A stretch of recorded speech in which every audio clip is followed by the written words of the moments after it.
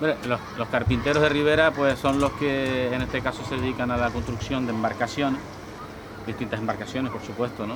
Y ya casi en las islas pues quedan muy pocos, ¿no? Por decirlo, de los que quedan son más bien gente que se ha retirado y que esta tradición pues las ha dejado un poquito fuera del lugar. Entonces claro, lo que hacemos nosotros ahora mismo es la restauración de embarcaciones de madera antigua. Claro, hablando de embarcaciones de madera, pues son embarcaciones que vienen desde los años 60, los años 70, los años 80, ¿no? Después ya pues empezaron con el poliéster, en este caso, con la fibra, a mezclar, ¿no? Entre la madera y la fibra. Pero en ese caso, la restauración de embarcaciones de esa época, pues claro, va pasando los años, si tienen un percance en el mar con marejada, o el paso del tiempo también las maderas no son las adecuadas para trabajarlas, entonces claro, tienes que tendrías que restaurarlas o incluso cambiarlas por otras, ¿no? Entonces pues se utilizaba este tipo de madera que son las modernas ahora, que son diferentes a las de antes, ¿no? Porque antes se cogía la madera del entorno, ¿no? En este caso de los árboles que crecían en el entorno, el moral. Y después ya la tablazón, que como nos cambiaron la tea por el pino, pues entonces ya pues la tablazón se utilizaba normalmente de pino finlandés, que es un pino que se adaptaba muy mal, o sea, una madera que se adaptaba muy bien al mar, ¿no? O sea, tenía un buen contacto entre el agua salada y el pino para la durabilidad, en este caso en el tiempo, pues sí era bueno que se utilizara ese tipo de madera. Entonces, claro, la tablazón, el calafeteado, con la pasta de aceite, hacían el conjunto y con los clavos me sale porque yo tengo los clavos galvanizados, pues lo que hacían, lo que formaban en este caso el conjunto entre maderos, la quilla, las rodas, una embarcación. Aprovechamos porque estás ahí entre dos barcos donde prácticamente tú has intervenido, sí. En del Puma. Explícanos un poco los nombres y un poco la estructura y el sentido de lo que hay tanto en uno como en el otro, ¿no? Ok. Esta embarcación está realizada hace pocos años y en este caso toda esta embarcación está hecha de madera de color, la madera moderna, no de antes, ¿no? Ahora ya no vas a un aserradero a buscar madera o a cortar madera para hacer un barco, sino directamente buscas un tablón que tenga una dimensión para poder marcar las cuadernas y poder así formar lo que es entre los dos maderos y el plan, que le llamamos nosotros, que es la madera que une los dos maderos, hacer una cuaderna completa, ¿no? Entonces, claro, ya eso todo se compra en ferretería. Y después la tablazón pues se hace igual también. La tablazón es de madera de color y madera de color, en este caso el sapeli, que es una de las maderas que se utilizan para eso, y para los maderos, para hacer las cuadernas se utiliza la morera, que puede ser africana o puede ser americana. Ya no, de Canarias aquí hay poca cosa. En esta embarcación sí. En esta embarcación sí, porque lo que pasa es que la utilizamos de otra manera.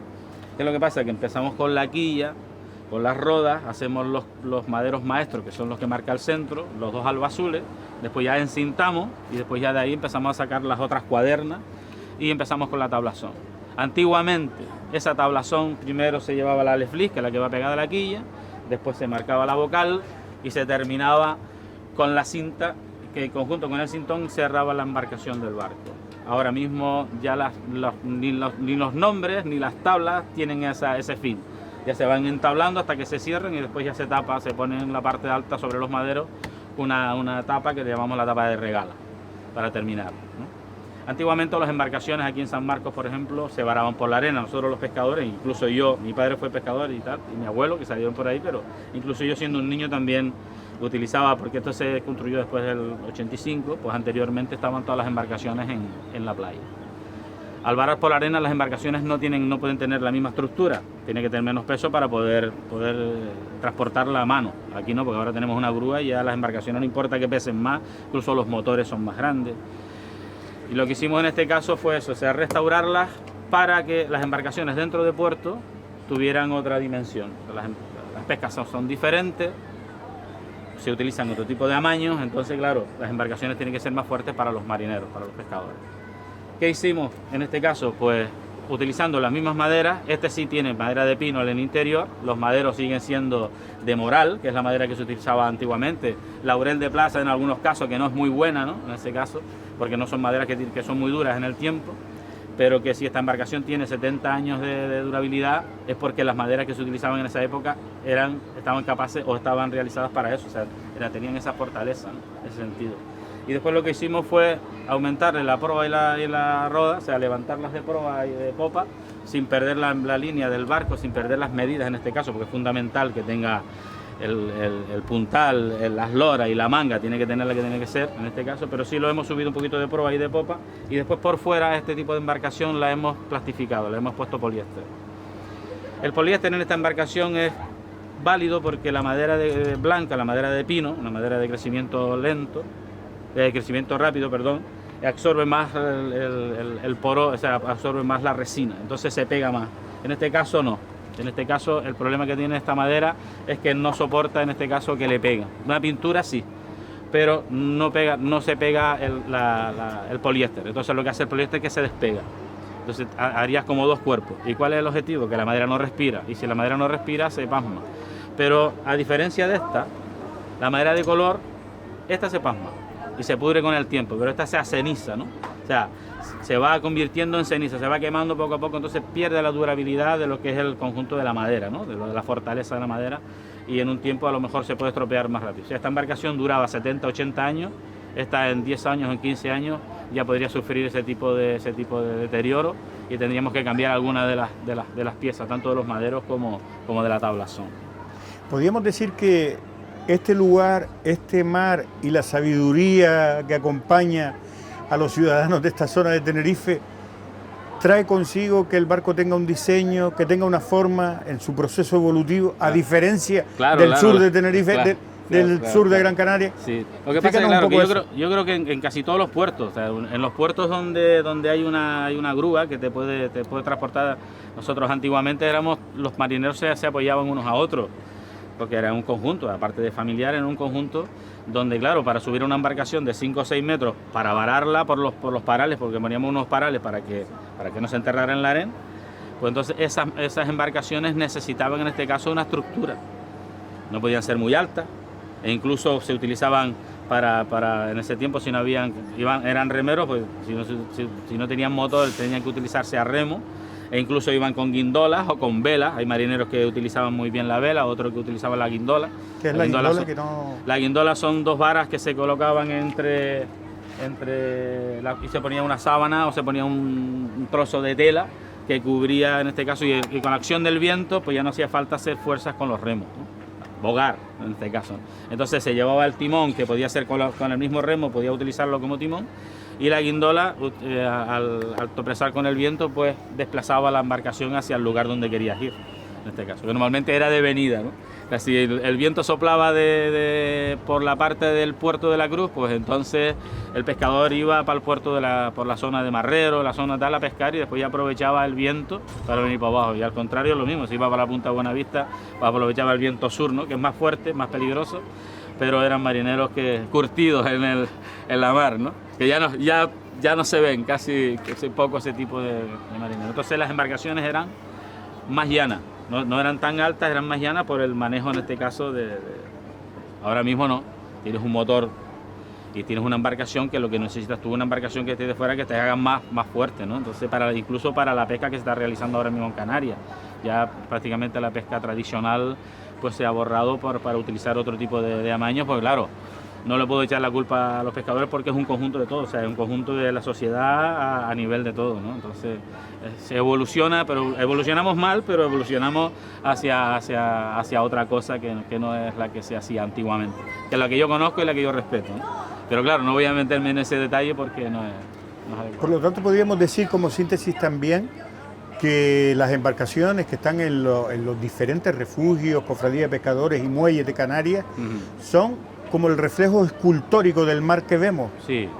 Y tienen que ver además con la cultura y la sabiduría de toda esta gente que la construyó. Que sí. Entonces, en cierta medida, cuando destruimos esos barcos por cambiarlo por licencia, de más cabotaje, más posibilidades, también estamos liquidando nuestra cultura, ¿no? Nuestra cultura, sí. Ya prácticamente la pesca que nosotros realizamos aquí no tiene nada que ver con la que se hacía antiguamente.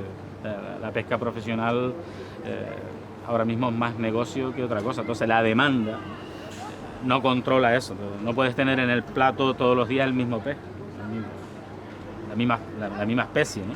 Entonces, claro, antiguamente, con menos cultura, con menos estudio, porque la cultura tenía más que ahora, con menos estudio, pues sí tenía más cultura sobre el sentido de la mar. Entonces, claro, le daban cada época, iban a la pesca de distintas maneras. Entonces, claro, esos pescadores, que eran pescadores, pues entonces le sacaban al fruto del mar y respetaban el resto, ¿no? Entonces, claro, cada época siempre había pescado, porque se conservaba. Ahora mismo ya no vamos a tener un problema dentro de poco. ¿Qué tenemos que hacer de manera urgente por intentar salvar la identidad esa que tenemos, que tiene que ver con nuestra costa, con ser costero, con la cultura marinera? ¿Qué tenemos que hacer? Yo creo que en este caso, si se trata de la pesca profesional, porque es el primer objetivo, ¿no? Porque la pesca de deporte a lo mejor se puede cultivar también en este caso. Si el profesional se prepara, el desestimalista también entra en el asunto. Pero para el profesional, que es el que estamos hablando en este caso, es profesionalizar al profesional. El problema es que el profesional no tiene la cultura que tenían antes. Entonces, no tiene el conocimiento que tenían antes. Y al no tener el conocimiento, haces lo que sabes. O sea, yo hablo, por ejemplo, de la familia de mi padre. Yo fui pescador desde la arena hasta aquí ahora, y me gusta, pero claro, el conocer el mar y el conocer las especies que hay en Canarias y que las podemos rescatar en todos sus sentidos, debería de ser así, profesionalizar al profesional. O sea, que el profesional sepa cuándo es la época de pescar a una especie, cuándo es la época de pescar a otra especie, por qué pasa esto, por qué pasa aquello, por qué la mar, las mareas, todos son fundamentales. Entonces, si eso se ha perdido en el tiempo, pues dentro de poco lamentaremos que las capturas en Canarias ahora mismo, por ejemplo, hay especies que en verano se cogían y ya no se cogen. Entonces, claro, es por una sobreexplotación, ¿no?, de eso, ¿no? Pero no, a ver si me entienden, no se trata de que el pescador, sino que el pescador no tiene el conocimiento. Pienso, es la ignorancia al saber qué tal. O sea, yo como trabajador voy a buscar el sueldo a mi casa, ¿entiendes? Entonces, si yo traigo el dinero de mi casa, en mi casa la familia está contenta. Pero yo, si pienso que haciéndolo de esa manera, en un futuro inmediato, me voy a quedar sin este tipo de trabajo, es triste, ¿no? Entonces, claro, pescadores hasta esta época. Yo creo que 2025, 2030, en Canarias, pescadores profesionales que se dediquen a la mar, relativo y muy poco.